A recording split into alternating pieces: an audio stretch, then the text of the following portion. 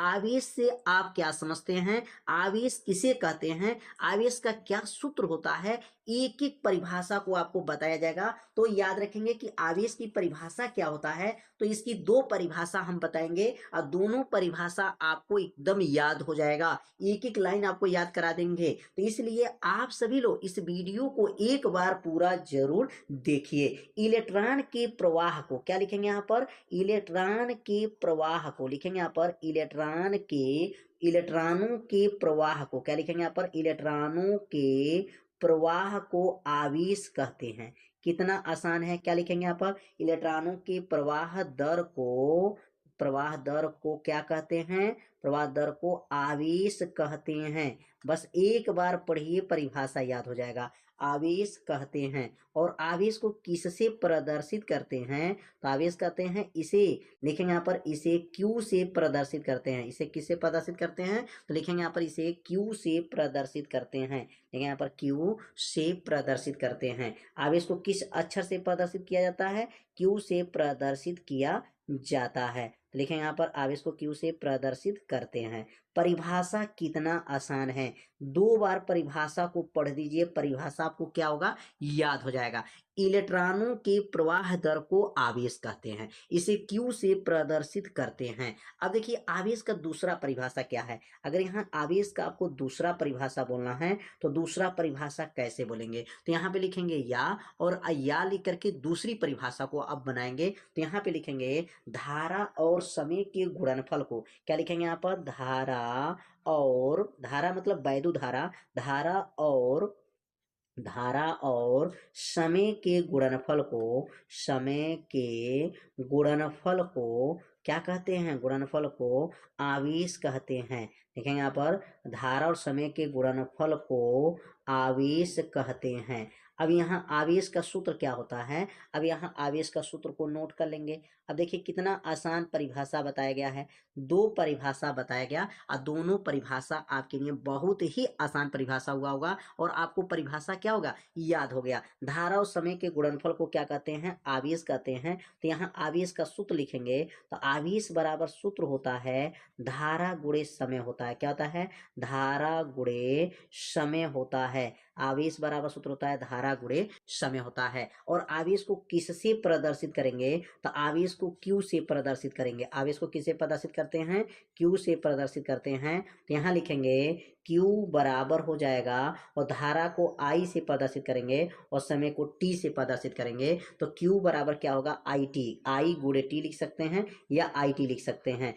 किनका सूत्र लिखे हैं, यह आवेश का सूत्र हो गया। तो आवेश का जो है सूत्र याद रखेंगे, धारा गुणे समय, धारा का प्रतीक I है और समय का प्रतीक T है, और आवेश का प्रतीक Q होता है। अगला जो हेडिंग बनेगा, आवेश का मात्रक, आवेश का क्या मात्रक होता है और आवेश का क्या बीमा होता है। तो अगला हेडिंग लिखेंगे यहाँ पर, आवेश का मात्रक एवं बीमा क्या होता है। तो साथ में आप सभी विद्यार्थी, आप साथ में इसे अपने कॉपी में नोट भी करते चलिए, जिससे आपका एक नोट्स भी बनता रहेगा। तो क्या लिखेंगे यहाँ पर, आवेश का मात्रक एवं इसका क्या बीमा होता है। बहुत ही आसान विधि से इसका मात्रक निकालेंगे। मात्रक कैसे निकाला जाएगा, तो यहाँ आवेश का पहले सूत्र लिखेंगे। आवेश का सूत्र क्या होता है, Q बराबर क्या पढ़ाया गया है, I इंटू टी। ऊपर देखिए I इंटू टी। दूसरे लाइन क्या लिखेंगे, Q का मात्रक, क्या लिखेंगे, Q का मात्रक मतलब आवेश का मात्रक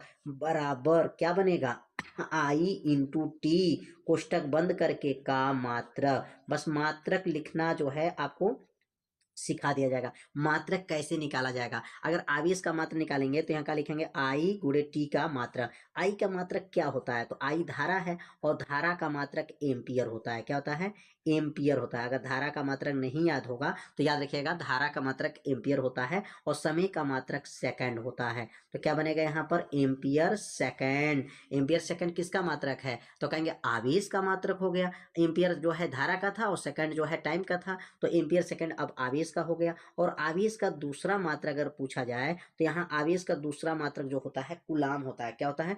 कूलाम होता है। यहाँ पर जो है मात्रक, इसका दूसरा मात्रक लिख लेंगे। इसका दूसरा मात्रक जो होता है क्या होता है? कूलाम होता है। आवेश का दूसरा मात्रक क्या है? कूलाम होता है। तो दो मात्रक आपको समझ में आ गया, एम्पियर सेकेंड और दूसरा मात्रक क्या होता है? कूलाम होता है। तो मात्रक भी आप लोगों को अच्छे से समझ में आ गया। अब इसका सीखेंगे बीमा क्या होता है। यहाँ लिखेंगे क्यू का बीमा। क्या लिखेंगे यहाँ पर? क्यू का बीमा। अब यहाँ क्यू का बीमा हो जाएगा बराबर क्या हो जाएगा? तो यहाँ लिखेंगे आई इंटू टी, कोष्टक बंद करके लिखेंगे यहाँ पर का बीमा हो जाएगा। ठीक ना? बीमा हो गया। अब आई का बीमा क्या होता है? तो आई का बीमा तो आई का जो बीमा होगा वह हो जाएगा ए हो जाएगा, क्योंकि धारा का मात्रक एम्पियर होता है तो एम्पियर का प्रतीक ए होता है और टाइम का प्रतीक टी होता है। ठीक ना? तो टाइम का जो बीमा टी होता है, तो धारा का ए और समय का टी, इसका बीमा हो गया। दोनों जब मिल जाएगा तो एक कोष्टक में कर देंगे तो यह बनेगा ए टी। तो आवेश का बीमा आपको याद रखिएगा, आवेश का बीमा जो होता है वह एटी होता है। देखिए मात्रक हो गया, बीमा हो गया। यहाँ दो बात को बताया गया। मात्रक में क्या होगा? एम्पियर सेकंड है, दूसरा मात्रक कूलाम है। कूलाम को किससे प्रदर्शित करते हैं? तो कूलाम को सी से प्रदर्शित करते हैं। याद रखिएगा, कूलाम को किससे प्रदर्शित किया जाता है? सी से। और यहाँ आवेश का बीमा निकाले हैं तो एटी हो जाएगा। आवेश का बीमा क्या है? एटी। धारा का बीमा ए और समय का बीमा टी। अब हम लोग पढ़ेंगे आवेश के प्रकार। आवेश कितने प्रकार के होते हैं? अब यहाँ हेडिंग नोट कर लेंगे, आवेश के प्रकार। तो लिखेंगे यहाँ पर आवेश कितने प्रकार के हैं। तो लिखेंगे यहाँ पर आवेश जो होते हैं ना, आवेश के प्रकार कितने हैं, तो कहा जाएगा आवेश जो होते हैं वह दो प्रकार के होते हैं। आवेश कितने प्रकार के हैं? तो लिखेंगे यहाँ पर आवेश जो होते हैं वह दो प्रकार के होते हैं। तो लिखेंगे यहाँ पर आवेश दो प्रकार के होते हैं। आवेश कितने प्रकार के हैं? दो प्रकार के होते हैं। दो प्रकार के होते हैं। अब पहला आवेश का नाम क्या है? तो कहेंगे पहला आवेश का नाम होता है, पहला आवेश हो गया। और यहाँ पर दूसरा आवेश हो जाएगा। पहला आवेश का नाम है धनात्मक आवेश है। क्या नाम है? धनात्मक आवेश है। और दूसरा आवेश का नाम है ऋणात्मक आवेश है। धनात्मक आवेश और ऋणात्मक आवेश है। अब हम लोग पढ़ेंगे धनात्मक आवेश किसे कहते हैं। अब यहाँ पर धनात्मक जो है चार्ज क्या है, तो यहाँ लिखेंगे धनात्मक जो है आवेश क्या है। तो धनात्मक जो है आवेश की परिभाषा लिखेंगे। बहुत ही आसान परिभाषा है, बस थोड़ा सा अगर ध्यान देंगे तो आवेश धनात्मक का भी याद हो जाएगा और ऋणात्मक का भी आवेश याद हो जाएगा। देखिए किसी वस्तु में इलेक्ट्रॉन की जो मात्रा होता है ना, अगर कम है, इलेक्ट्रॉनों की कमी है, तो उस पर आवेश जो होता है वह धन आवेश होता है। जिसमें इलेक्ट्रॉन कम है तो धनात्मक आवेश है, जिसमें इलेक्ट्रॉन अधिक रहेगा वह ऋणात्मक आवेश हो जाएगा। तो कैसे यहाँ परिभाषा लिखेंगे? जब क्या लिखेंगे? जब किसी वस्तु में, क्या लिखेंगे? जब किसी वस्तु में, जब किसी वस्तु में, जब किसी वस्तु में क्या हो जाएगा? यहाँ पर इलेक्ट्रॉनों की कमी, इलेक्ट्रॉनों क्या लिखेंगे? जिस किसी वस्तु में इलेक्ट्रॉनों, देखेंगे यहाँ पर इलेक्ट्रॉनों की मात्रा जो है, इलेक्ट्रॉनों की मात्रा, इलेक्ट्रॉनों की मात्रा जो है कम, इलेक्ट्रॉनों की मात्रा जो है कम, इसको कोष्टक में लिख देंगे इलेक्ट्रॉनों की कमी। किसकी कमी? इलेक्ट्रॉनों की कमी, इलेक्ट्रॉनों की कमी। इलेक्ट्रॉनों की अगर कमी हो जाए तो वहाँ पे धनात्मक, इलेक्ट्रॉनों की कमी हो तो, कमी हो तो, कमी हो तो उस पर जो आवेश होता है, उस पर आवेश को, उस पर आवेश जो बनेगा वह आवेश कैसा आवेश होगा? तो कहेंगे उस पर आवेश को क्या कहा जाएगा? धनात्मक आवेश कहते हैं। धनात्मक जो है आवेश कहते हैं।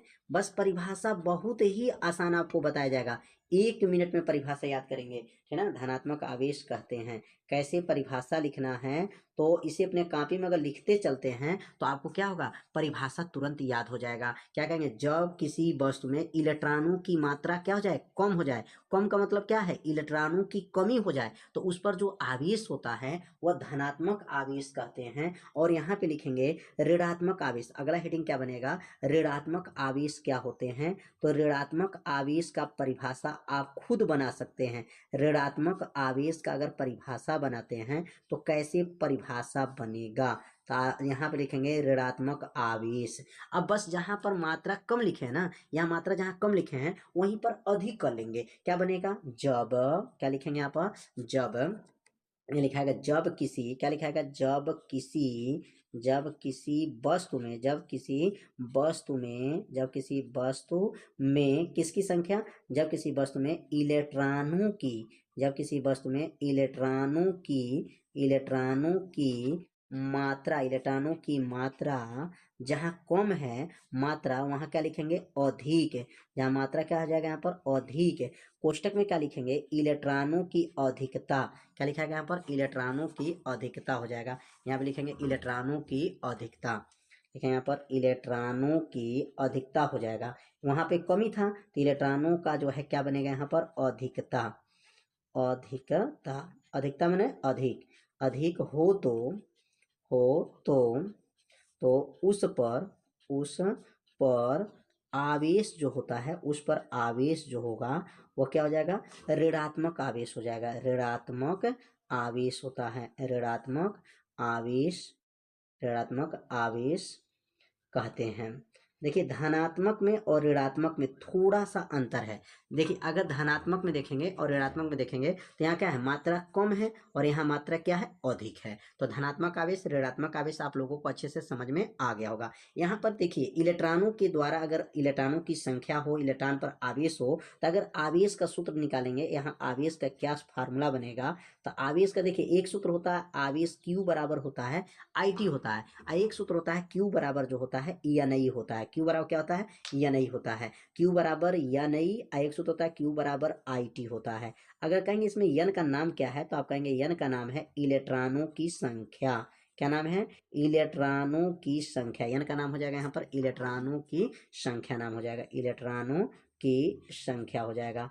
अगर पूछेंगे इसमें ई का क्या नाम है, ई, इसमें ई क्या है, तो आप कहेंगे इलेक्ट्रॉनों की जो है आवेश, क्या लिखेंगे यहाँ पर, इलेक्ट्रॉन की आवेश, इलेक्ट्रॉन पर आवेश। और इलेक्ट्रॉन पर आवेश कितना होता है, इलेक्ट्रॉन पर आवेश भी आपको याद रखेंगे कि इलेक्ट्रॉन पर जो आवेश होता है, ई का मान क्या होता है, -1.6 गुणे 10⁻⁻19 कूलाम होता है। इलेक्ट्रॉन पर आवेश कितना होता है, तो -1.6 गुणे 10⁻⁻19 कूलाम होता है। यह किसका मान है, ई का मान। तो यहाँ देखिए आवेश का दो सूत्र बना है, आवेश Q बराबर एक होता है ENI होता है, एक सूत्र होता है Q बराबर IT होता है। दो फार्मूला से न्यूमेरिकल को हल किया जाएगा। जब न्यूमेरिकल को क्वेश्चन बताया जाएगा तो न्यूमेरिकल वाला सूत्र को जब लागू करेंगे तो Q बराबर ENI और Q बराबर IT, आपको दो सूत्र याद रखना है।